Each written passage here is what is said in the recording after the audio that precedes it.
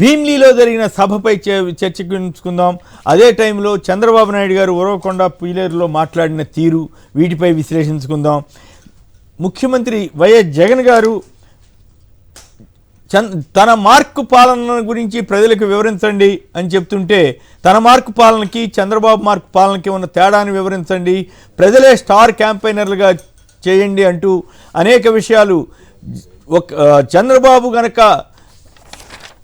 అధికారంలోకి వస్తే జరిగే విపరిణామాలను కూడా వివరించండి అంటే వాలంటీర్ల వ్యవస్థ పోతుంది, అలాగే పెన్షన్ ఇంటికి రాదు, తదితర ఇవన్నీ కొనసాగాలంటే జగన్ ప్రభుత్వం మళ్ళీ రావాల్సిన అవసరాన్ని ప్రజలకు వివరించండి, ప్రజలే స్టార్ క్యాంపెయినర్లై తమ తరఫున ప్రచారం చేస్తారు, 175కి 175 స్థానాలు సాధించడం కష్టం కాదు అని ఆయన ధీమాగా చెబితే, మరోవైపు చంద్రబాబు నాయుడు గారు సమరానికి సై అంటూనే ఈ విద్యా వ్యవస్థ తదితర అంశాల గురించి జగన్ గారు మాట్లాడుతుంటే, చంద్రబాబు గారు మాత్రం మద్యం రేటు తగ్గిస్తాము, మద్యం రేటుకి ఇంత పెరిగిపోయింది అంత పెరిగిపోయిందంటూ మద్యం తాగండని ప్రజలని మద్యం బానిసలుగా మార్చే ప్రసంగాలు చేయటం అనేది ఒక చిత్రమైన పరిస్థితిగా ఉంది.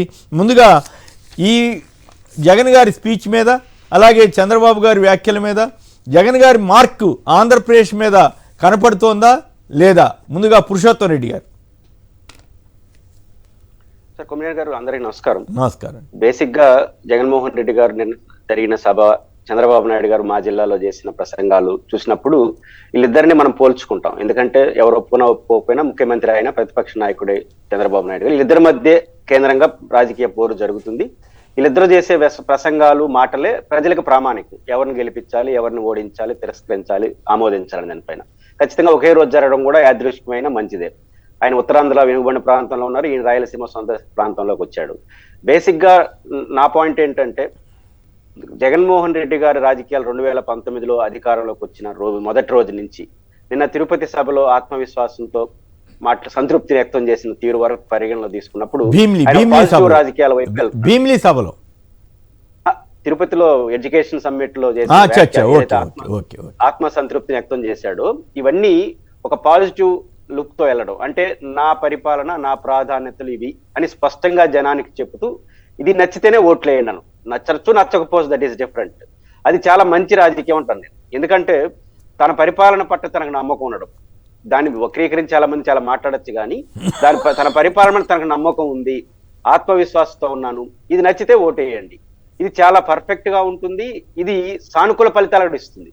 కానీ ప్రధాన ప్రతిపక్షం తన ప్రత్యర్థి మీద ఉన్నటువంటి బలహీనతల మీద ఆధారపడుతోంది. బలహీనతలు ఎంత ఏంటని పక్కన పెడితే ఇది ఎప్పుడు సక్సెస్ కాదు. మీరు 2019 ఎన్నికల్లో చంద్రబాబు గారు 4-5 ఏళ్ళు పూర్తయిన తర్వాత సేవ్ నేషన్ అని పిలిపించాడు. ఆంధ్రప్రదేశ్ అయిపోయింది. ఆంధ్రప్రదేశ్ పరిస్థితి విడిపోయిన తర్వాత బాగలేదని ఏడ్చుకుంటా ఉంటే, జాతిని సేవ్ చేయండి మోడీ గారికి వ్యతిరేకంగాని ధర్మ పోరాట దీక్షతో రాజకీయాలు చేసేస్తాడు. దానివల్ల ఏమైంది, సేవ్ నేషన్ చంద్రబాబు నాయుడు అట్లా చేయలేడు. కాబట్టి రాష్ట్ర రాజకీయాల్లో జగన్ గారి వైపు ప్రజలు మొగ్గారు. అంటే ఎప్పుడు కూడా ఒక పార్టీ అధికారంలో ఉన్నప్పుడు తన పరిపాలన ప్రాధాన్యతలు ప్రజలకు చెప్తూ కూడా తనకు ఎందుకు మళ్ళీ గెలిపించాలో చెప్పడం అనేది చాలా ఇంపార్టెంట్. అది జగన్ గారు ఒక పాజిటివ్ లుక్ తను. ఆ పాజిటివ్ లుక్ రావడానికి ఆయన ప్రధాన కారణం ఏంటంటే, తాను ఎంచుకున్న మార్గం కరెక్ట్ అని ఆయన నమ్ముతున్నాడు. కరెక్ట్ అని నమ్మడం మీద ప్రజల విశ్వాసంతో ఉన్నారని ఆయన నమ్ముతున్నాడు. అందువల్లనే అంత ధైర్యంగా, ధీమాగా ప్రజల్లోకి అదే అజెండాతో వెళ్తున్నాడు. మీరు 2019లో అధికారంలోకి వచ్చిన మొదటి రోజు నుంచి ఈ రోజు వరకు ఒకే మాట ఆయన వెళ్తున్నాడు, రాజకీయంగా కావచ్చు, పరిపాలన పద్ధతిలో. ఎందుకంటే తనకు ఒక విజన్, 2024 వరకు ఏం చేయాలి అని ఒక విజన్ పెట్టుకున్నాడు. ఒక కరోనా అనేది తెలియకుండా వచ్చేసింది తప్ప మిగతా అదర్ దెన్ అన్ని కూడా ఆయన ఏదైతే అనుకున్నాడో దాని చుట్టూనే రాజకీయంగా, ఆర్థికంగా, విశాల పరంగా వెళ్తున్నాడు. అందువల్ల ఆయన ఒక అజెండాని ఫిక్స్ చేయగలిగాడు. ఈరోజు ఒక ముఖ్యమంత్రి, 5 ఏళ్ల ముఖ్యమంత్రి జగన్మోహన్ రెడ్డి గారు, 15 ఏళ్ల ముఖ్యమంత్రి చంద్రబాబు నాయుడు గారు. నిజానికి చంద్రబాబు నాయుడు గారు దూరదృష్టి ఆలోచిస్తే ఈయనకన్నా ఎక్కువ చెప్పేదానికి ఆయనకు అవకాశం ఉండేది. ఎందుకంటే 15 ఏళ్ళు ఎక్కువ చేయొచ్చు, ఎక్కువ నిరూపించవచ్చు. కానీ జగన్ గారు 5 ఏళ్ళు అయిపోయిన వెంటనే ఇదిగో నా సచివాలయ వ్యవస్థ, ఇది నా విద్యా నాడు నేడు, ఇది నా ఇళ్ల పట్టాలు, ఇది చెప్పగలిగిన పరిస్థితులు ఆయన రిమార్కబుల్ గా వ్యవహరించారు. అంటే పరిపాలనలో ఆ ప్రాధాన్యతలు ఎంచుకోవడం వల్ల ఇది నా ప్రాధాన్యతలు అది ప్రజలకు కనపడుతున్నాయి. కానీ 15 ఏళ్ళ చంద్రబాబు నాయుడు గారు ఇంక మహా అంటే హైటెక్ సిటీ, ఇంతకు మించి ఇక్కడ అది ఆంధ్రప్రదేశ్ లో లేదు. అందువల్ల ఏం చేస్తున్నాడు ఆయన, ఒక నిర్మాణాత్మక యాక్టివిటీ చేయలేకపోవడం వల్ల ప్రతిపక్షంలో, తన ప్రతిపక్షం అంటే జగన్మోహన్ రెడ్డి గారు, దాని చుట్టూనే రాజకీయాలు చేస్తున్నారు. రెండోది, నేను సభ చూసినప్పుడు జగన్మోహన్ రెడ్డి గారు ఒక మాస్ లీడర్ గా, నిన్న వైసీపీ కార్యకర్తలు, వైసీపీ క్యాడర్ అంటారు కానీ నిజానికి సాధారణ ప్రజల మీటింగ్ అది. అలాంటి సాధారణ ప్రజల్లో అంత ఎమోషనల్ గా కనెక్ట్ కావడం అనేది ఒక ప్రత్యేకంగా మనకు కనిపిస్తుంది. ఎందుకంటే ఆయన సినిమా హీరో కాదు, సినిమా హీరో వారసుడు కూడా కాదు. అలాంటి వ్యక్తికి ఇంత మాస్ అపిరెన్స్ రావడం, వాళ్ళు కనెక్ట్ కావడం, జగన్మోహన్ రెడ్డి గారు తిరుగుతున్నప్పుడు మాట్లాడుతున్నప్పుడు రాజశేఖర రెడ్డి గారి తర్వాత అంత కనెక్ట్ అవుతున్నారంటే ఆయన పరిపాలన కనెక్ట్ అయిన వాళ్ళు ఆయనతో కూడా కనెక్ట్ అవుతున్నారు. ఇది ఒక అసెప్ట్ గా జగన్మోహన్ రెడ్డి గారి సభ నిన్ను చూడాలి. నిన్న సభ చాలా బాగా జరిగింది. ఎందుకంటే ఎంతమంది వచ్చారంటే వైసీపీ తెలుగుదేశం లెక్కలు పక్కన పెడితే వచ్చిన ప్రతి ఒక్కరు కనెక్ట్ అయిన తీరు, ఆయన ఏమి ప్రతిపక్షాలను విమర్శించలేదు, ఆయన ఏమి ఇంకొకరిని విమర్శించలేదు, తన పరిపాలనకు సంబంధించిన అంశాలే ప్రధానంగా ప్రస్తావించాడు. ఒక పార్టీ సభ ఎప్పుడు సక్సెస్ అవుతుందంటే ఇతరులను విమర్శించినప్పుడు వీళ్ళు కొడతా ఉంటారు. జగన్మోహన్ రెడ్డి గారు దానికి భిన్నంగా తనను తాను పరిపాలన చెప్పుకుంటూ ప్రజల ఆమోదం పొందడం అనేది ఖచ్చితంగా ఒక అసెట్. నిన్న సభ ఆ సిగ్నిఫికెన్స్ మనకి ఇచ్చింది. దాన్ని ఖచ్చితంగా వైసీపీకి ఇది ఒక అసెట్ గా మారుతుంది. ఇంకా 3 సభలు జరుగుతాయి కాబట్టి ఇంకా మంచి వాతావరణం వచ్చేదానికి అవకాశం ఉంది. అయితే నేను జగన్మోహన్ రెడ్డి గారు చెప్పిన నాకు అడ్వైజబుల్ గా, నాకు ఇక్కడ దువాడ గారు ఉన్నారు కాబట్టి ఉత్తరాంధ్ర సంబంధించి ఒక అంశం మాత్రం నాకు గోచరిస్తుంది. ఆయన ప్రధానంగా వాలంటీర్ల వ్యవస్థ, సచివాలయ వ్యవస్థ ద్వారా ఎంత మేలు చేశాము, ఎంత ప్రజలకు కనెక్ట్ అయినాము, ఎంత ప్రజలకి సేవ చేయగలిగాము, అలా చేయడం ద్వారా మన గౌరవం ఎంత పెరిగిందనే విషయాన్ని ప్రధానంగా ప్రస్తావిస్తూ ఇలాంటి మన ప్రభుత్వం మళ్ళీ కొనసాగాలి, ఇళ్ల పట్టాలు కొనసాగాలంటే జగన్మోహన్ రెడ్డి ముఖ్యమంత్రి కావాలి, అదేవిధంగా సంక్షేమ పథకాలు అమలు చేస్తూ ప్రతి ఇంటికి ప్రతి 1వ తేదీ వెళ్ళాలంటే జగన్మోహన్ రెడ్డి గారు గెలవాలి.